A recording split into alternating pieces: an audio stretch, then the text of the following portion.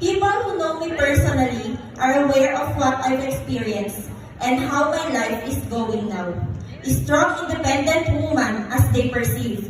Darling, I only have no choice. Life is so precious not to have hope, as my name, Nadine, implies.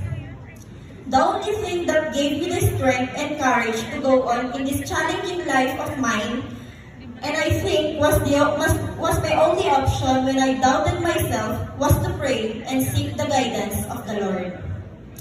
As Romans chapter 8 verse 18 says, "For I consider that the sufferings of this present time are not worth comparing with the glory that is going to be revealed to us." This became my hope, my life verse, my life motivation, and my life manifestation.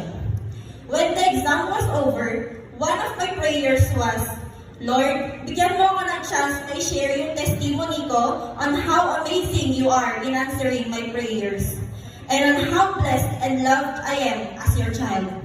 Gusto kong ikwento kung ano yung mga dinadaanan ko bago marating ang araw na ito.